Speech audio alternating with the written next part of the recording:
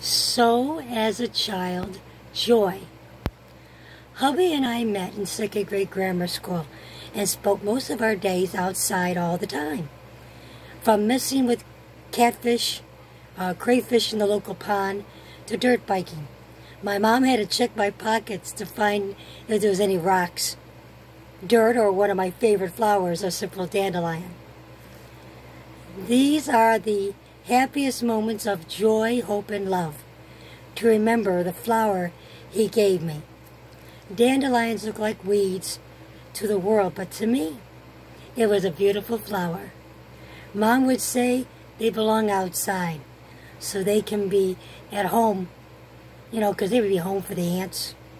So outside I would sit and chat with my best friend, and he would be hubby. Over every dream, we had places to go, things to do, ride on our bikes with a moment of freedom. I will continue this dream, and I will ride. Sorrow now becomes joy. My wounds start to heal. That's right, you can have joy again. Don't let your grief take the best of you. As God starts to heal you, you're going to start having joy. Journey on. Okay, the same trail, this time is covered. I knew hubby tried to get me on a bike helmet.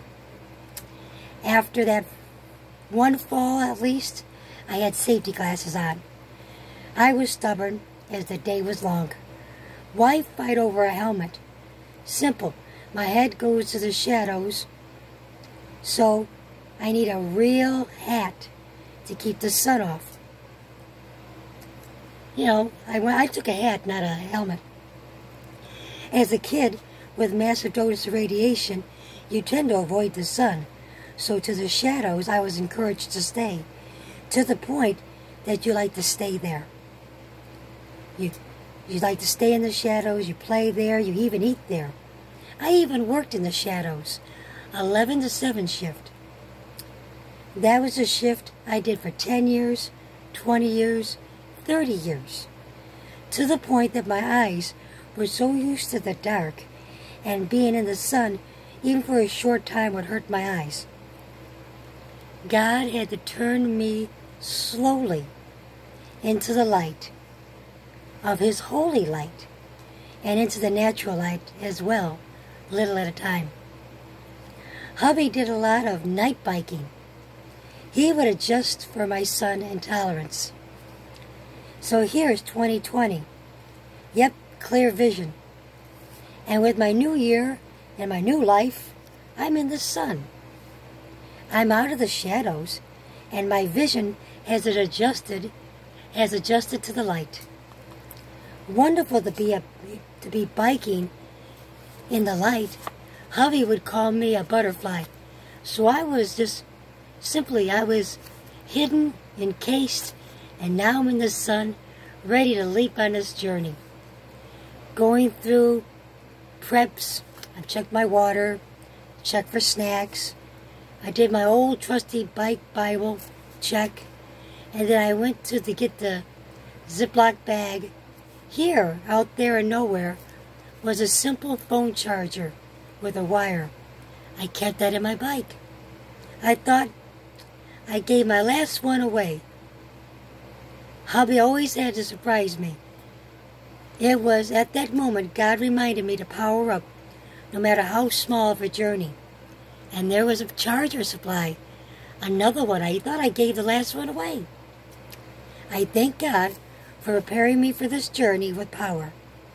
So, I call this first journey of a butterfly. You can't help but get out of its shell. You must place it in the right environment to develop. Humanity is like this.